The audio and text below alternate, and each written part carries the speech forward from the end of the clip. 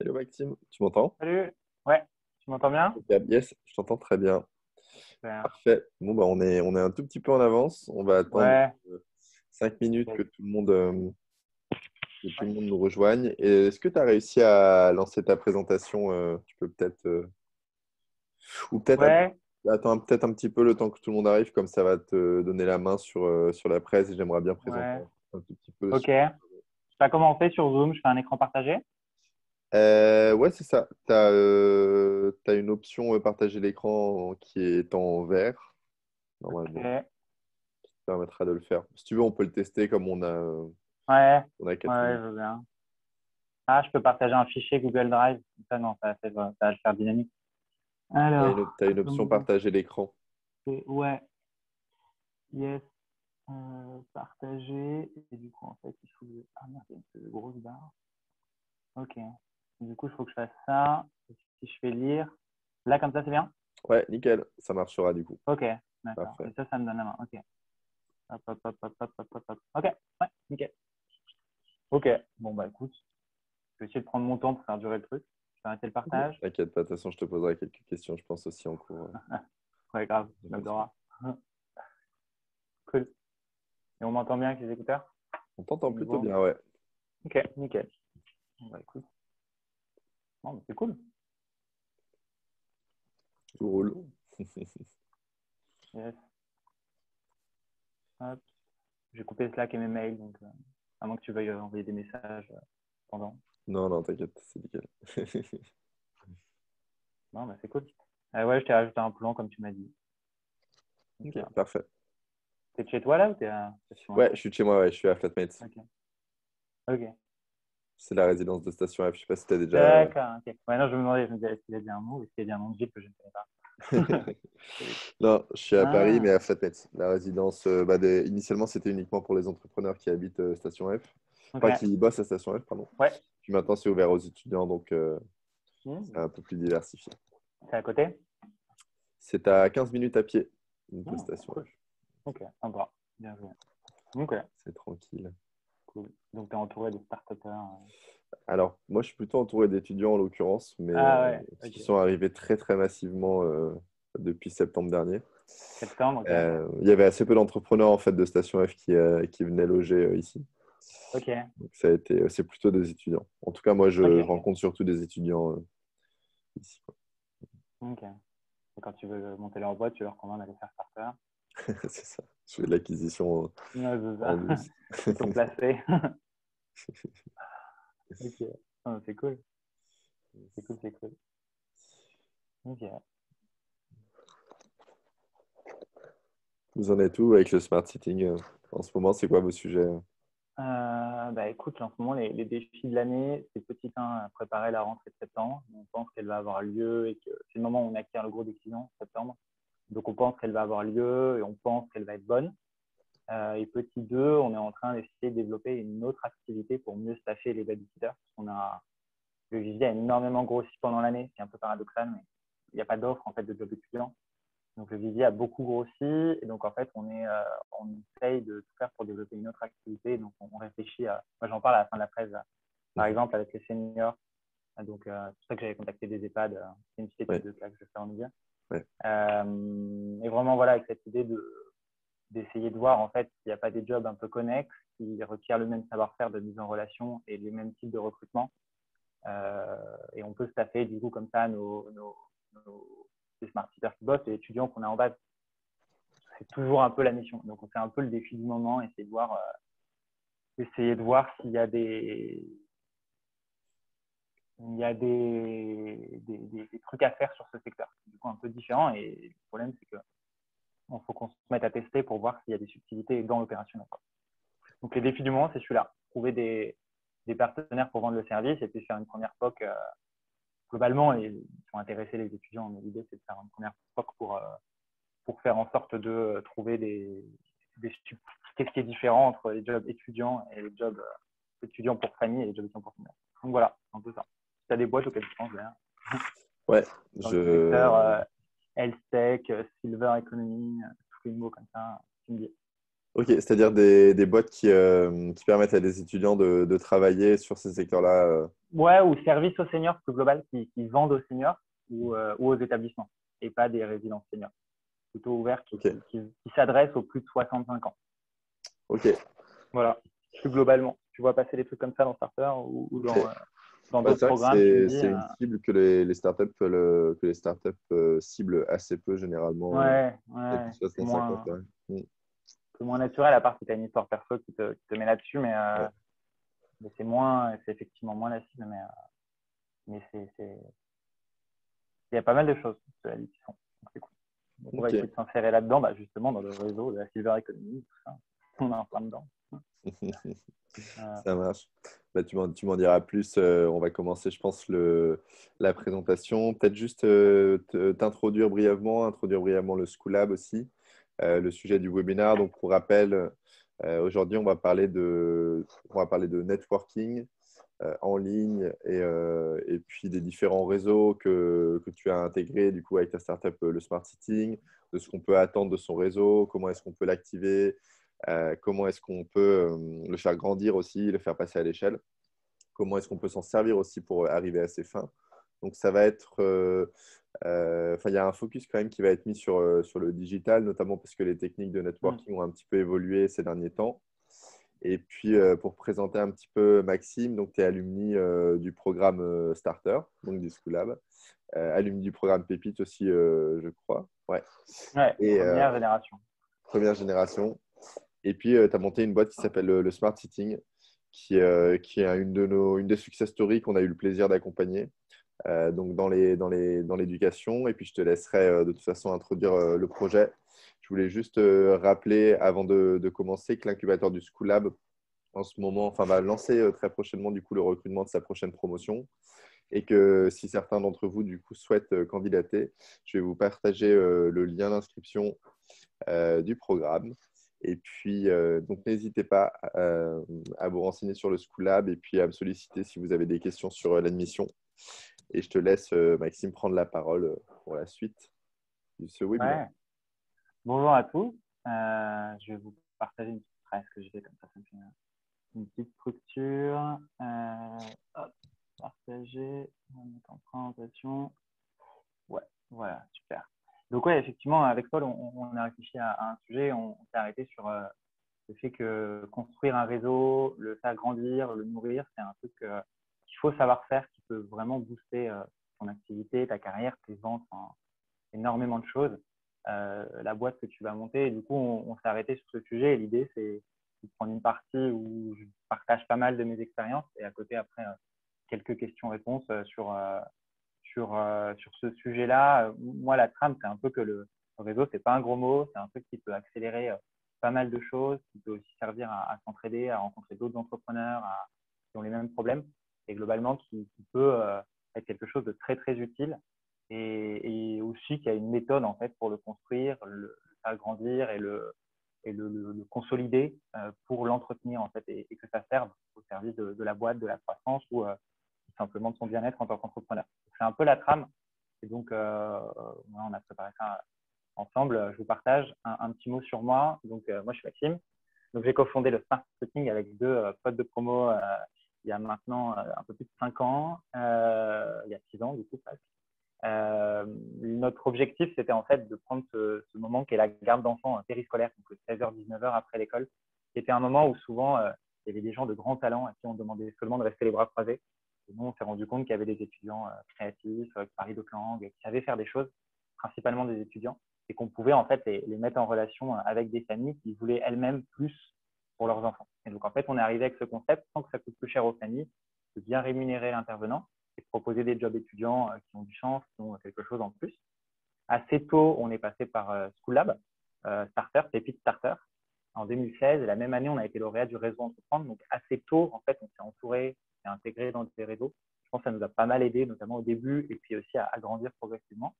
En 2017, on a fait une première levée et on a embauché nos premiers salariés, qui sont encore là, pour la majorité.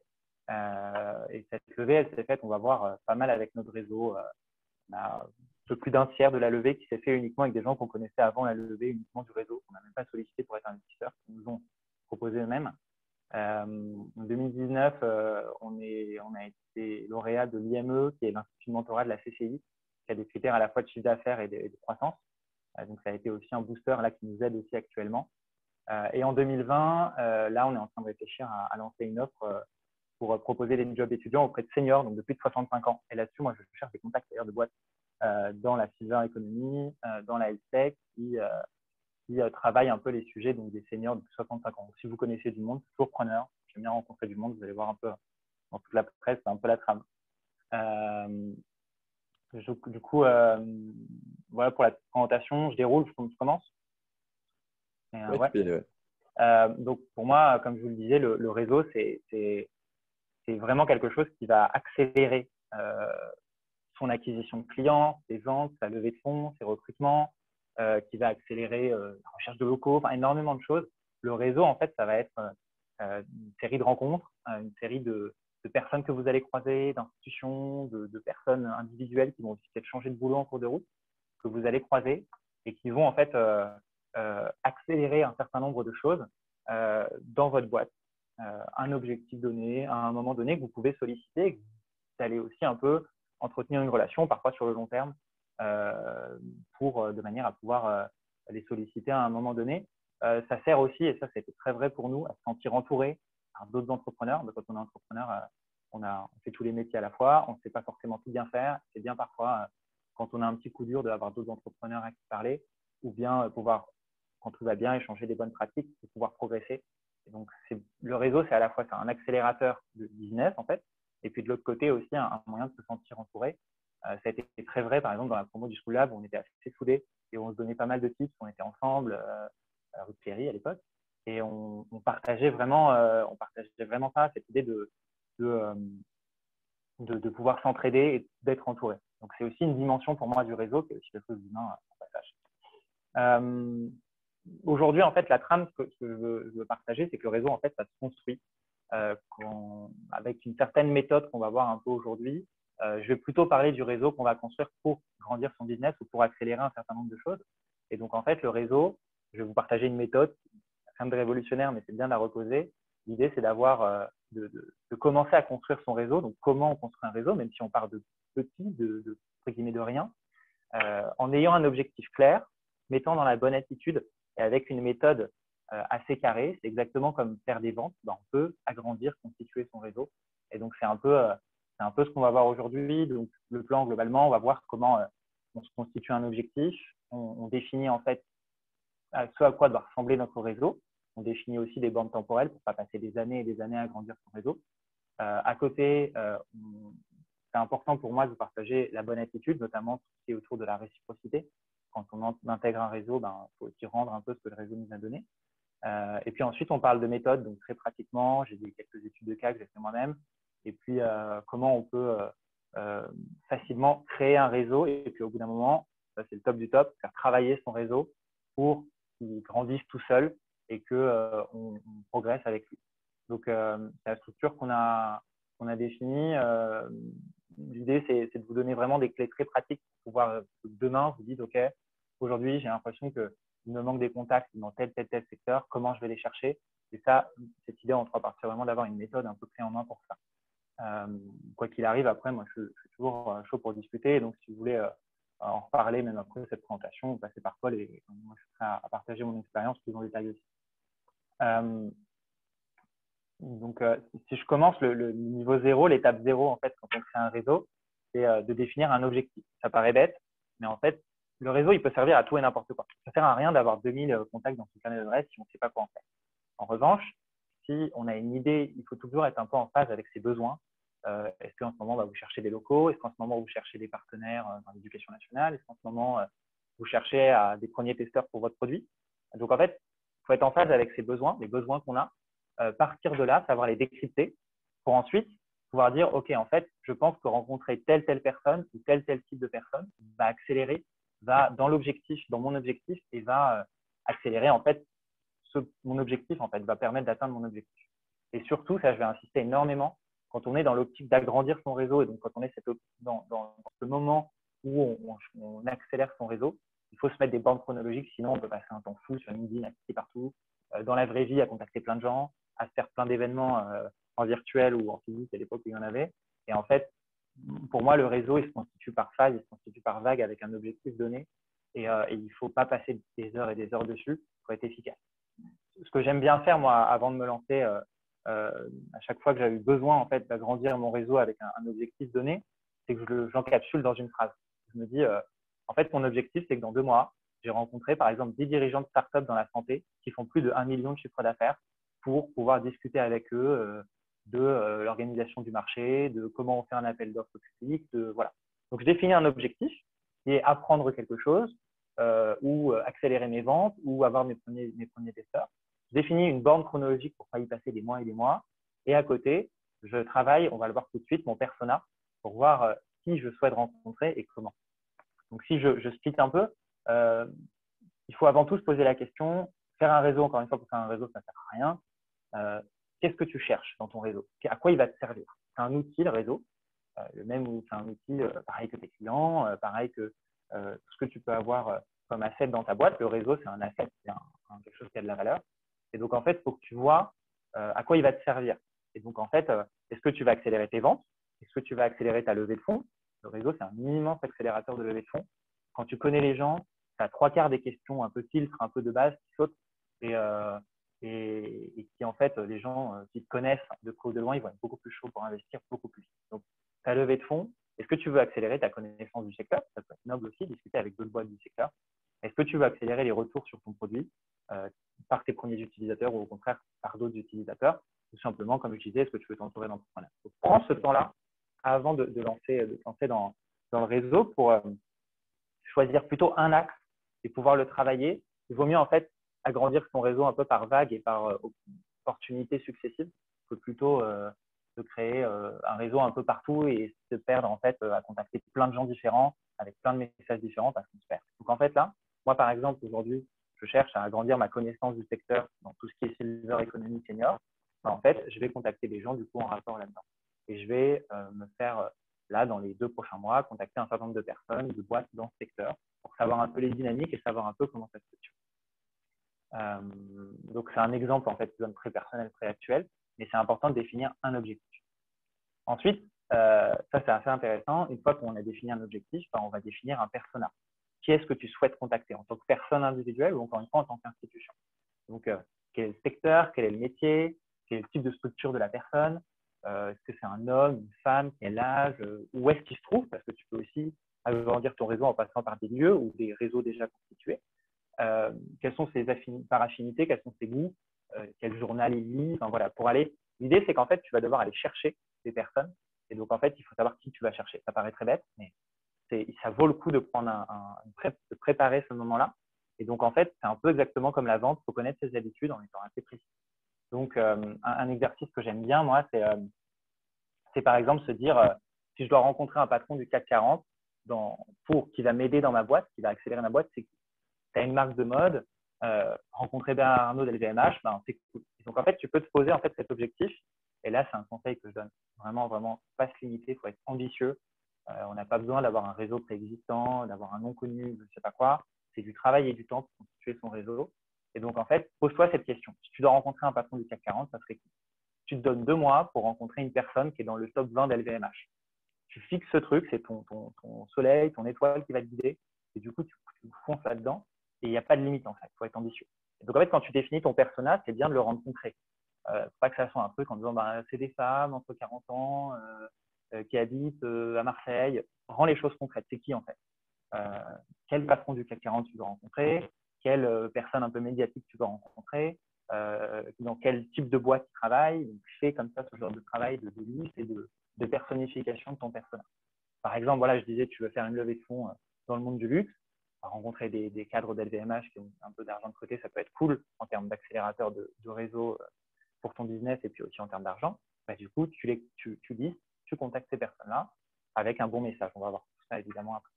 Mais c'est important d'avoir un peu en tête un persona que tu vas contacter de manière à pouvoir ne pas aller tous les minutes et contacter des gens qui ne vont pas être utiles finalement et perdre du temps. Parce que quand tu es entrepreneur, normalement, tu n'as pas beaucoup de et puis, du coup, on parlait du temps à la seconde. N'y passe pas toute la journée. C'est-à-dire qu'en fait, si tu tu as envie de te créer ton réseau et de du coup te lancer, ne passe pas toute la journée et dédie-toi du temps. Tu te poses, tu te dis, OK, dans un mois, il faut que j'ai rencontré 10 personnes qui dirigent tel ou tel type de boîte, qui bossent dans tel ou tel type de boîte, qui sont assistantes sociales dans le cadre de mon boulot. Enfin voilà, tu te poses un peu cet objectif qui est de dire, je pense que je suis venu au moment où il faut que je rencontre des gens pour avoir de nouvelles idées, pour me renouveler un peu ma perception, par exemple, du marché. Tu vas rencontrer du monde, tu vas solliciter des gens. C'est génial dans ce cas-là. Ne le fais pas en disant, bah, ça va, j'ai un an pour voir 3 personnes. C'est pas assez ambitieux. Tu te poses une limite temporelle et tu vois. Évidemment, tu l'ajustes.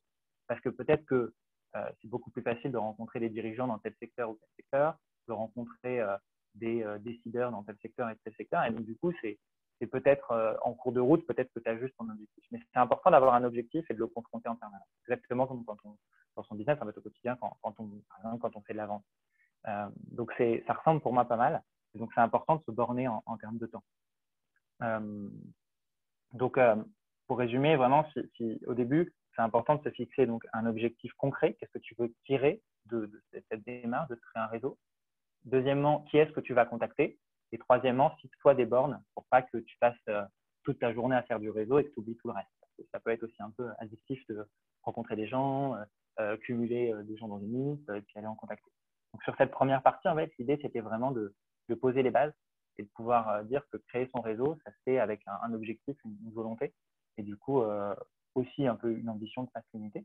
Et donc, du coup, là-dessus, c'est important de prendre ce moment pour faire cette phase et définir qui est-ce qu'on veut rencontrer. Et ensuite, passer à l'action. Avant de voir comment on passe à l'action, c'est important aussi d'avoir la bonne attitude. On va parler là ici de comment on entretient son réseau, on va parler ici de comment on le crée au début. Il y a un truc important à dire, c'est que, je l'ai dit un peu avant, mais je le répète, je vais pas mal me répéter, que en fait, tout le monde peut avoir un réseau, tout le monde peut commencer à se créer, c'est-à-dire tout le monde peut contacter n'importe qui.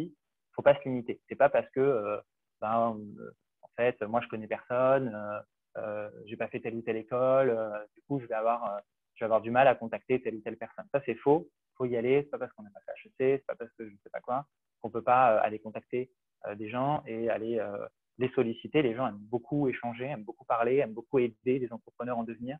Et il faut vraiment l'avoir en tête. Et donc, la bonne attitude, c'est celle qui va consister à faire deux choses, à avoir de l'ambition, à ne pas se limiter, à être tout le temps dans le partage, partager aux autres, c'est quoi nos besoins, c'est quoi ce que peut nous apporter le réseau, qui est-ce qu'on cherche. Et troisièmement, comment on a aussi en tête que intégrer un réseau, ça va supposer aussi rendre à ce réseau à un moment.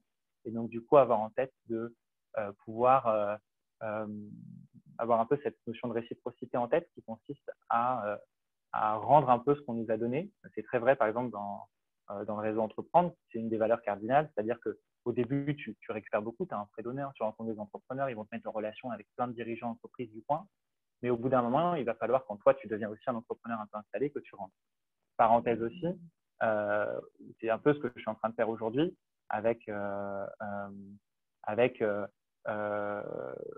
aujourd'hui, en parlant aujourd'hui avec Jean-Paul m'a sollicité. Moi, je ne lui ai pas dit oh, ouais, non, c'est bon, le School Lab, j'ai fait tout ce que j'avais, ça ne m'intéresse plus, au revoir. Mais au contraire, je prends du temps pour rendre un peu à la communauté School Lab, prendre un moment du coup pour parler et partager mon expérience sur un sujet que je connais bien.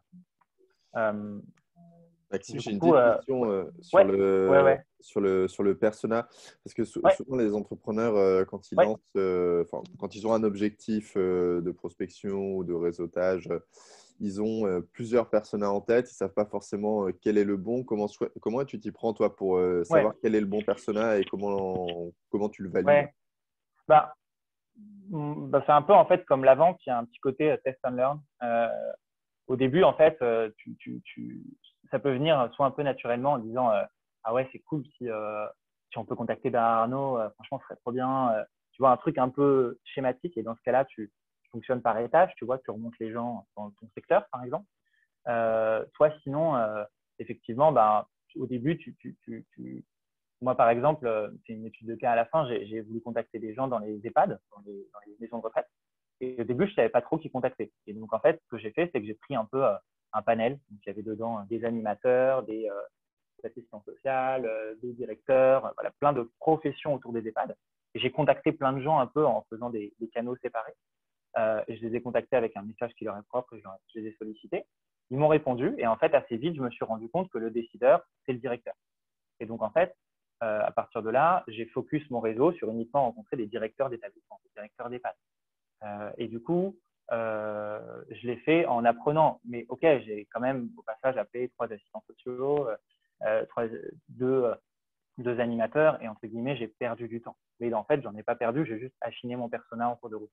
Donc vraiment, c'est test and learn sur au début, tu fonctionnes un peu par tâtonnement. Un truc qui marche bien aussi, c'est regarder d'autres entrepreneurs de ton secteur qui sont passés par là. C'est important aussi de parler à la concurrence. Aller les solliciter, aller leur parler et de voir qu'est-ce qui les a aidés aussi à un moment donné. Et si par exemple, une autre boîte dans la garde d'enfants qui a 3 ans d'ancienneté de plus que moi me dit faut absolument que tu rencontres, je dis n'importe quoi, hein, les gens qui gèrent le rectorat académique de tel ou tel département ou tel adjoint municipal dans telle ville qui vont t'accélérer, du coup, je fonctionne par recommandation en quelque sorte. Mais c'est vrai qu'il faut faire cette phase et c'est assez ingrat au début, mais au bout d'un moment, une fois qu'on trouve un peu son persona, il s'agit juste de dérouler et ça, c'est hyper agréable. Mais c'est voilà, test and learn. Ok, super. Et après, une deuxième question par rapport Ouais, au fait de communiquer un maximum sur son besoin. Comment est-ce que ouais, tu fais? Parce que tu vois, souvent, quand tu t'adresses à quelqu'un qui ne te connaît pas et que tu lui parles de ton besoin, comme vous ne vous connaissez pas, justement, la personne ne va pas forcément être encline à t'apporter de la valeur et à t'aider. Comment ouais, bien est-ce que sûr. comment est-ce que tu passes cet obstacle? Bah, je pense qu'un truc qui va être important, c'est de le projeter, de le mettre à la place. Par exemple, là, actuellement, nous, on cherche du coup des gens dans la cyberéconomie. A priori, c'est très éloigné de ce qu'on fait parce que nous, on fait de la garde d'enfants et des jobs étudiants. Mais en fait, il y a une démarche derrière que je peux partager et du coup, les gens vont le comprendre et vont se mettre à ma place. Donc, effectivement, quelqu'un qui ne connaît pas, tu vas pas, tu vas le contacter en le mettant, tu dis bonjour, voilà, moi j'ai une boîte dans la garde d'enfants. Cette année, entre le télétravail, les couvre-feux ou autres, c'est pas la folie. Et surtout, je pense que je peux avoir une valeur ajoutée autour des seniors, autour de la prévention des maladies de perte de mémoire ou perte d'autonomie ou autre. Et du coup, je pense que ça peut être intéressant pour nous qu'on discute si jamais vous connaissez des gens dans le secteur de la cyberéconomie. Je cherche à parler à des entrepreneurs qui vendent aux seniors, parce que demain, c'est mes clients potentiels. Je suis un peu embrouillé au milieu de la phrase, mais vous avez un peu l'axe qui est celui de dire que, en fait, tu leur expliques ta démarche. Et en fait, bien souvent, l'honnêteté en partageant ton objectif, ils vont être beaucoup plus efficaces pour toi. Le réseau, c'est aussi un truc qui, au bout d'un moment, va s'auto-alimenter. Et c'est des gens de ton réseau qui vont te recommander d'autres gens qui peuvent être intéressants pour toi à un instant donné. Et si tu les actives correctement. Il ne faut pas hésiter à partager ses besoins, son objectif et aussi son persona. Et donc, à les mettre un peu dans une position où ils vont travailler pour toi. Et toi, un jour, tu travailleras aussi pour eux parce que la réciprocité, c'est important. Donc, tu les embarques un peu dans ton projet et il faut être aussi à l'écoute. Ça se trouve, ils vont te dire que c'est une mauvaise idée et qu'en fait, il ne faut pas contacter telle boîte, mais plutôt tel type de boîte différent. Et donc, aussi, c'est un peu ça que je dirais. Les embarquer un peu exactement comme de la vente, hein, encore une fois. Et donc, ouais, je disais, c'est effectivement un point important sur communiquer sur son besoin.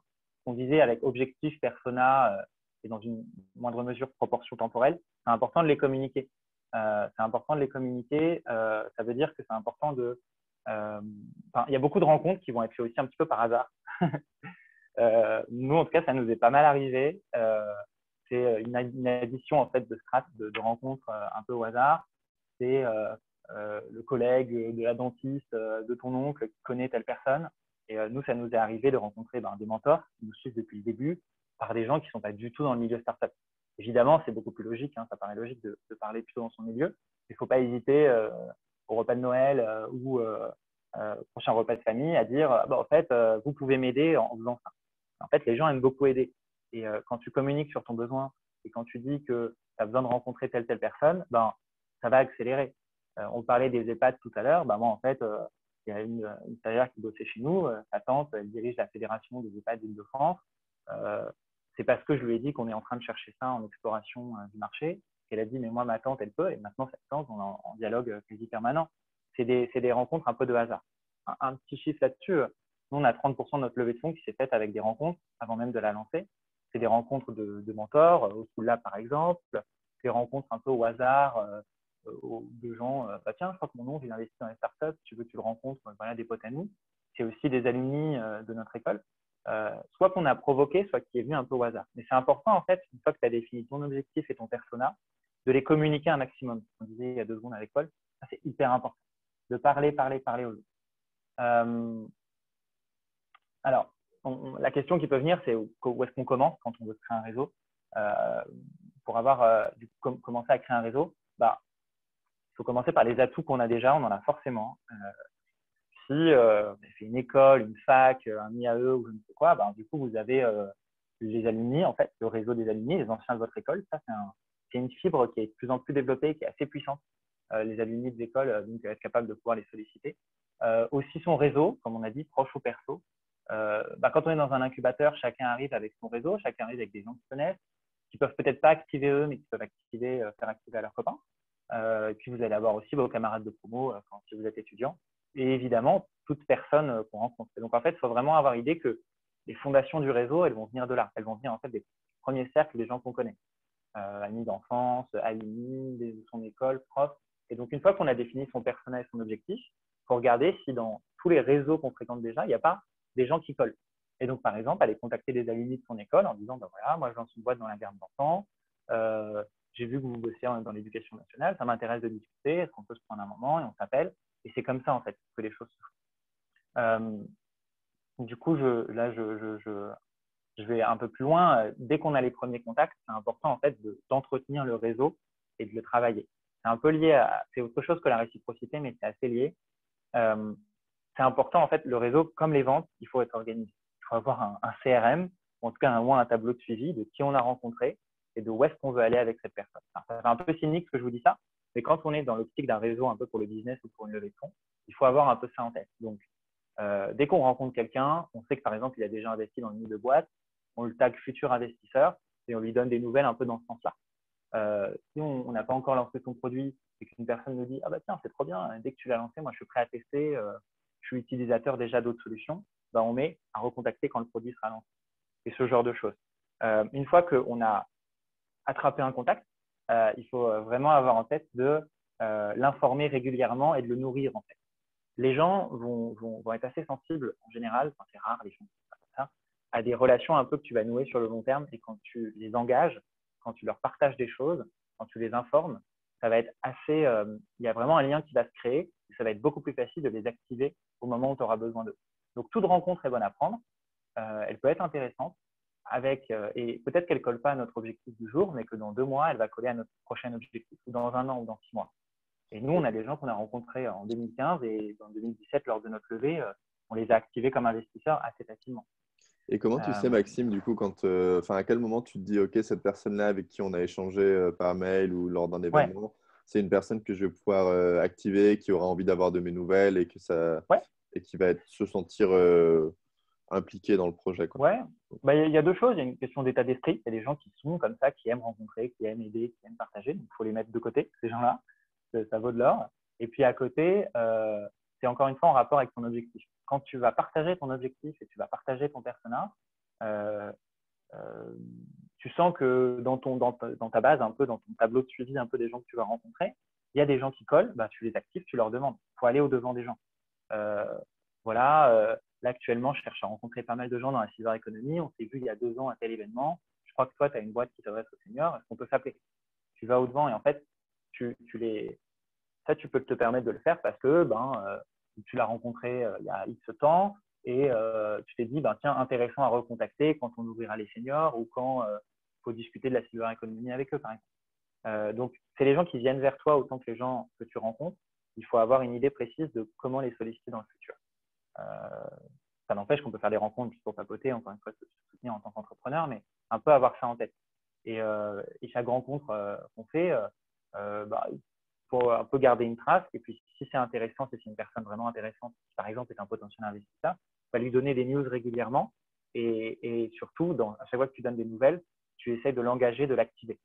Donc, par exemple, présente-moi des contacts dans tel secteur. On a parlé de ça, c'était hyper intéressant. J'aimerais bien que tu me présentes telle personne dont tu as parlé quand on a échangé, tes collègues ou autres. Tu les engages en fait. Tu les informes et tu les engages. Je ne sais pas si j'ai répondu à ta question où je suis à partir d'un point. Et du coup, et du coup, il faut aussi avoir en tête que dans son réseau, ben, il y aura peut-être des manières de communiquer un peu différenciées en fonction de l'objectif du coup qu'on vise avec chacun. C'est un point qu'il faut avoir en tête. Et puis là, du coup, j'en ai déjà parlé, donc je ne vais pas m'étendre plus, mais quand on rentre dans un réseau, quand on sollicite des gens, il faut aussi avoir en tête que ça s'entretient. Et le moment venu, penser à rendre ce qu'on a reçu. Ben, là, par exemple, aujourd'hui, je prends 1 heure ou un peu plus de mon temps pour la communauté School Lab, parce que la communauté School Lab, le moment venu, m'a énormément aidé. C'est pareil avec énormément de réseaux. Et il faut un peu avoir en tête ça avant de se lancer, parce que ça peut prendre du temps à l'année passée. Donc, là, je vais un peu plus loin. En termes de méthode, du coup, c'était un peu ta question, Paul, en termes de méthode. Il y a deux manières un peu de faire. Soit tu vas être proactif et aller solliciter des gens pour rentrer dans ton réseau, mais tu peux aussi, toi, te positionner, notamment sur les réseaux en ligne. On va un peu parler de LinkedIn là maintenant. Tu peux te positionner comme tu peux territorialiser ton profil et te positionner sur un sujet donné pour attirer en fait à toi des personnes du réseau. Ce qu'on va voir là maintenant, je vais principalement parler dans cette partie. Donc là, on passe à l'action. On va voir la méthode en fait pour se créer un réseau. Je vais principalement parler de comment on fait avec LinkedIn et par mail, parce qu'en ce moment, c'est surtout ce qu'on fait. Mais à une époque pas si lointaine, il y avait aussi des événements en vrai qui étaient aussi très intéressants. Globalement, la méthode pour créer, agrandir son réseau sur LinkedIn, c'est d'avoir un profil qui est clair et attractif. Sur LinkedIn, principalement, il faut prendre du temps pour construire sa bio, demander des recommandations aux gens, lister ses expériences le plus clairement possible, presque comme si on cherchait un boulot, parce qu'en fait, on cherche à rencontrer des gens, ou on cherche à recruter pour sa boîte, ou on cherche à lever des fonds. C'est toujours utile de prendre ce temps-là. Ce n'est pas 1 heure perdue que de faire un beau profil LinkedIn, parce que l'algorithme, tu vas mettre tel ou tel mot-clé, va aussi te suggérer des gens en rapport. Une fois que tu es sur LinkedIn, en fait, mon conseil, c'est fais-toi un profil avec une vraie aspérité, c'est-à-dire ton objectif du moment. Je cherche à rencontrer des gens dans la silver economy. Et du coup, là-dessus, positionne-toi, commence à produire du contenu sur un sujet pour accréditer ton profil vers cet objectif. Tu commences à produire des articles, tu commences à commenter des choses, tu commences à partager aussi ton contenu dans les différents groupes qui peuvent exister. Et puis, donc, tu occupes un peu un territoire, tu vois, un sujet. Et puis, à côté, quand tu vas faire des demandes de connexion, tu vas être beaucoup plus légitime, elles vont être beaucoup plus acceptées. Et tu vas pouvoir aussi activer ces gens en leur disant, je cherche ça, parce que ça va être beaucoup plus cohérent. Donc, moi, par exemple, comment Pardon, je t'interromps parce que je trouve Ouais. ça hyper intéressant parce que c'est vrai que souvent le profil LinkedIn, je pense la façon dont on a une vision un petit peu figée, tu vois, Ouais. du profil. En gros, on met son CV, sa bio, et puis c'est la même pendant 3 ans, et on l'adapte pas forcément à nos objectifs de prospection et d'agrandissement du réseau, alors qu'en soi, ça peut complètement être le cas. Est-ce que, par exemple, toi, tu vois, tu peux mettre une espèce de petite tagline sur ton profil. Est-ce que tu mets quelque chose de type recherche Ouais. des parties Ouais. prenantes de la Silver Economy? Et du coup, tu te Ouais. sers en fait de ton profil comme pour faire passer un message et ton besoin. Ouais. Et est-ce que ça marche? Tu l'as déjà testé? Ouais. Tout à fait. Alors, moi, j'utilise en ce moment mon profil pour deux choses, à la fois pour explorer dans la silver economy, mais aussi pour aller chercher des entreprises afin qu'elles proposent notre solution de garde d'enfants à leurs salariés. C'est du B2B2C. Et donc, je me suis positionné sur les sujets qualité de vie au travail. Et donc, moi, par exemple, ma tagline, c'est cofondateur et directeur commercial du marketing. Découvrez notre nouvelle offre QVT en télétravail. Donc, c'est un terme technique, mais que tout le monde connaît, qualité de vie au travail QVT, qui du coup, si quelqu'un voit passer ça, il se dit, tiens, c'est mon sujet. Et du coup, dans mon texte, ça, c'est mon profil aujourd'hui, hein, à jour, dans mon texte, j'ai mis un petit texte sur entreprise si vous travaillez les sujets de bien-être au travail, QVT et équilibre, temps de travail, temps de vie perso, quelque chose d'assez synthétique qui les engage. Et aussi, au sein de mon expérience, ça c'est du coup une expérience, j'ai mis une brochure. C'est quand même ma brochure de télétravail. Pas mal de boîtes font ça, hein, j'ai rien inventé, mais ça te permet, du coup, j'ai mis le lien de mon site d'un côté et le lien d'une brochure pour les boîtes en télétravail pour les engager.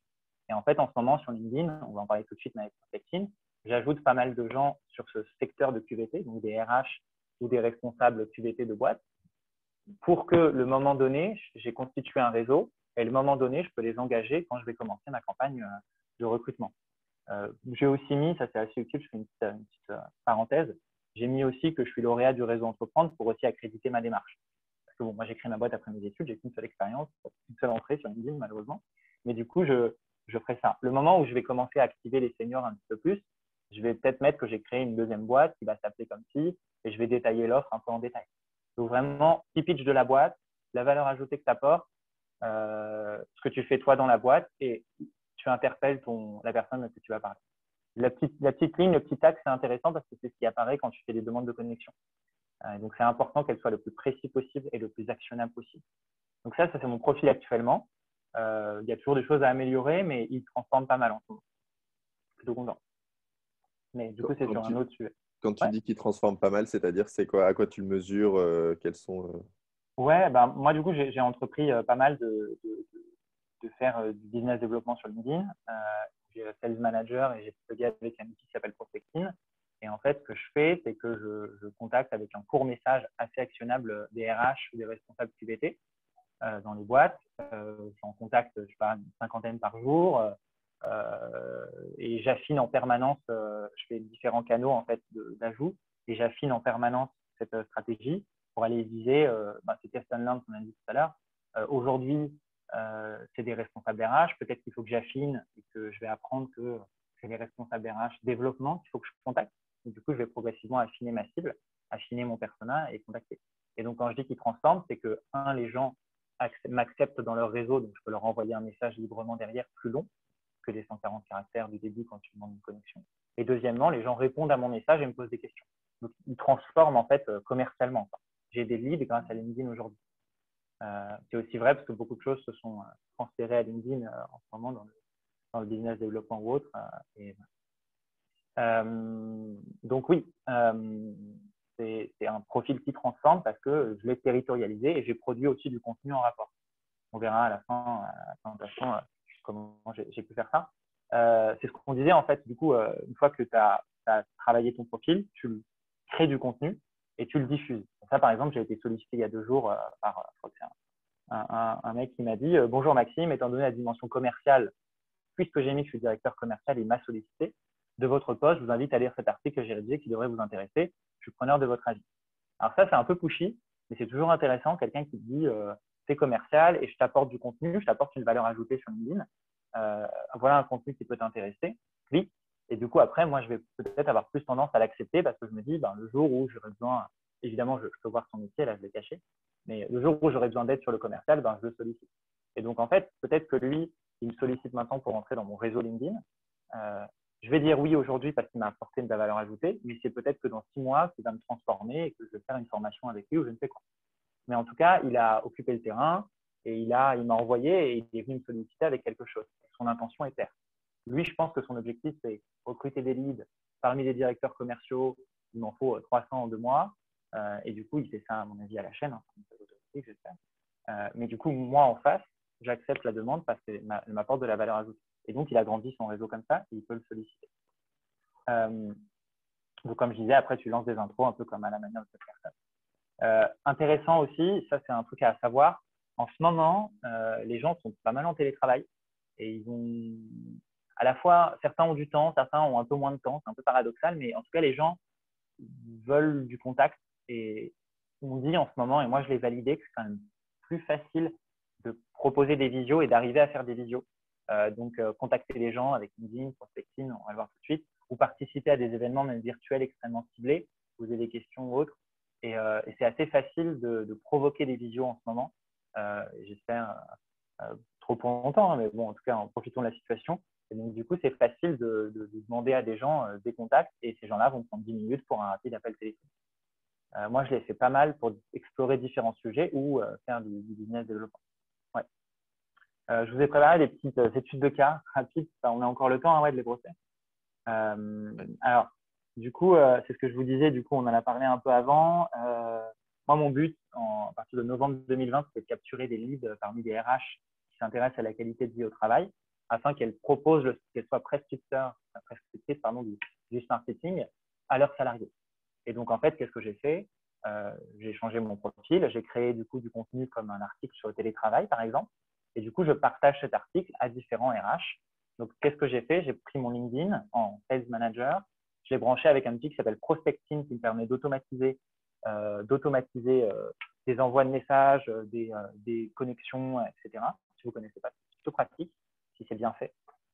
Et du coup, qu'est-ce que j'ai fait? J'ai rédigé un article, j'ai fait des demandes de connexion avec cet article et j'ai partagé dans pas mal de groupes LinkedIn avec un tropisme RH cet article et ce contenu. Mon objectif était de contacter des RH, donc de plus de 100 salariés. Résultat, j'ai une vingtaine de RH qui m'ont répondu sur environ 150. Actuellement, ce qui est génial depuis environ le mois de décembre, donc un mois après que j'ai commencé cette campagne, j'ai 5 à 10 demandes d'ajout par semaine sur les sujets QVT, entre guillemets, sans rien faire. Donc, mon réseau, en fait, se nourrit à lui tout seul parce qu'en fait, l'algorithme me propose à des gens et c'est cohérent.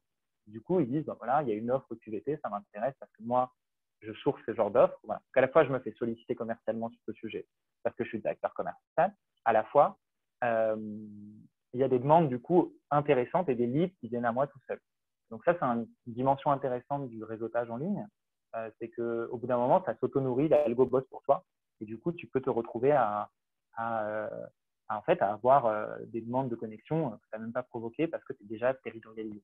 Donc ça, c'est un truc qui marche. C'est une campagne que j'ai fait sur du long terme. Donc, ce n'est pas forcément une campagne un peu blitz, très efficace et très circonscrite. C'est plutôt sur le long terme. Donc là, mon objectif temporel est assez long. Mais mon but est d'aller quand même chercher ces RH de boîte.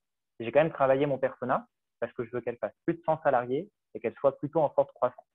Donc, par exemple, j'ai pris la liste du Next 40 et j'ai contacté un à un les RH avec un message assez personnalisé sur LinkedIn. Donc, voilà un exemple. C'est quelque chose que j'ai commencé manuel et ensuite je l'ai automatisé, en parenthèse, pour en reparler éventuellement. Autre cas dont je vous ai parlé, encore en novembre, j'ai lancé du coup une étude de marché dans les EHPAD. Mon besoin était en fait de comprendre les besoins d'animation. Nous, ce qu'on fait, c'est la garde d'enfants avec une valeur ajoutée créative. Et en fait, je voulais comprendre un peu les besoins au sein des établissements donc pour les seniors. Et donc, en fait, j'ai envoyé ces messages-là, rien de révolutionnaire. Je l'ai beaucoup affiné, mais bonjour, je suis Maxime, je suis porteur de projet, je cherche à échanger avec des directeurs d'établissement. Est-ce que vous avez un moment pour un appel cette semaine? Un truc assez neutre. Et du coup, j'ai eu des réponses comme celle-ci qui arrivent assez vite. Bonjour, vous pouvez m'appeler à tel numéro, je suis disponible cette semaine. C'était des gens qui avaient pas mal de temps, donc c'est plutôt cool, même s'ils étaient un peu en crise, ils étaient aussi contents de parler à des gens en dehors de leur métier en ce moment. Et donc, moi, je me suis donné 2 mois max pour faire 10 appels avec des directeurs d'établissement. Encore une fois, j'y passé pas ma journée, donc c'est assez petit. Résultat, j'ai lancé plus de 200 contacts, j'ai fait une vingtaine d'appels en 2 mois.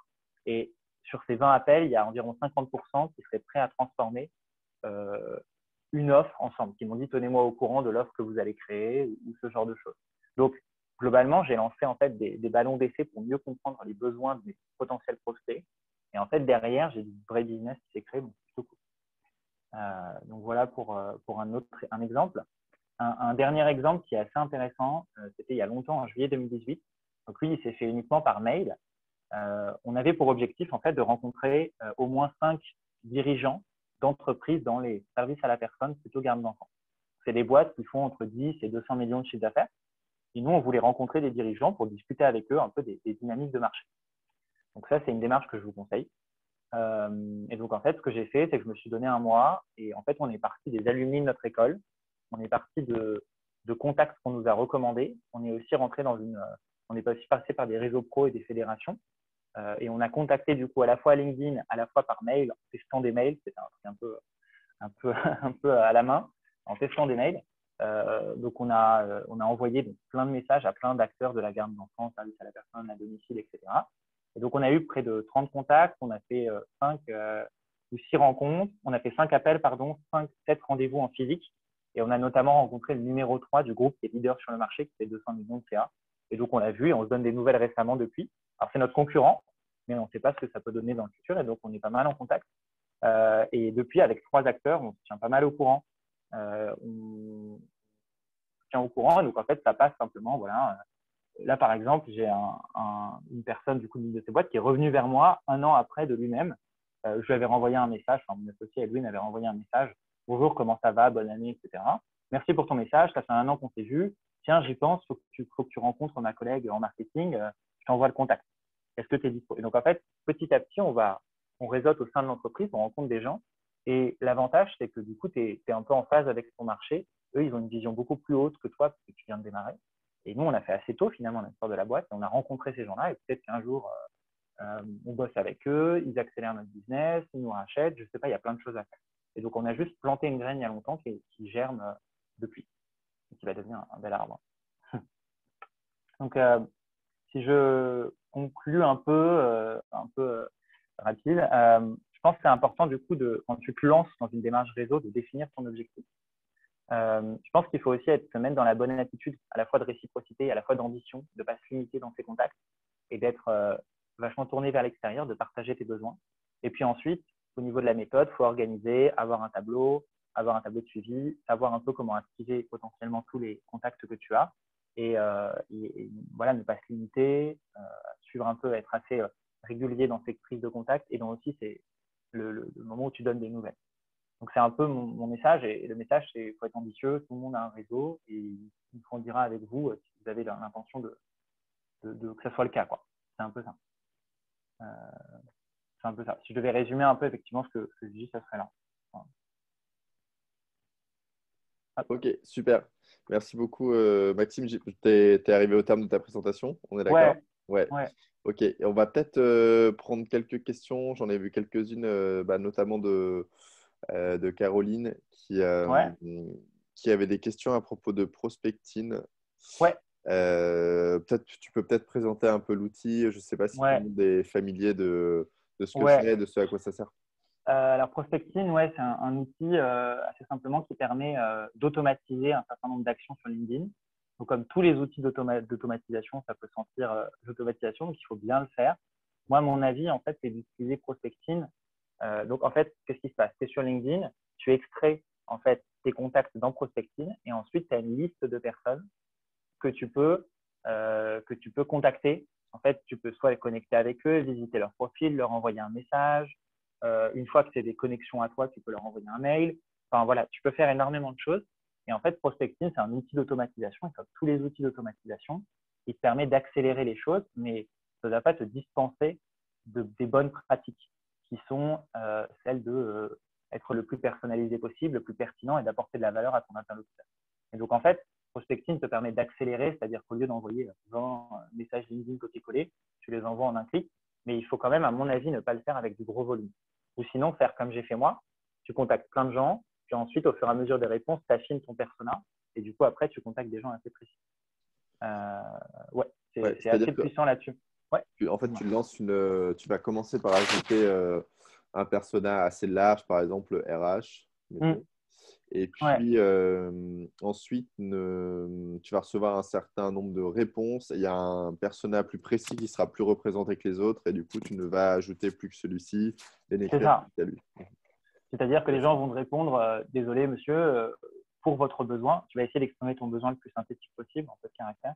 Désolé, monsieur, pour votre besoin, je vous invite à contacter le directeur de mon établissement, qui va être à plus à même de vous aider. Par exemple, pour les EHPAD, je sais pas. Et donc là, tu dis, OK, tu prends le truc, tu lui envoies un message, tu dis, bah, OK, donnez-moi le contact de votre directeur déjà. Et petit 2, tu vas t'orienter et contacter des directeurs d'EHPAD. Et tu vas voir ce que ça donne.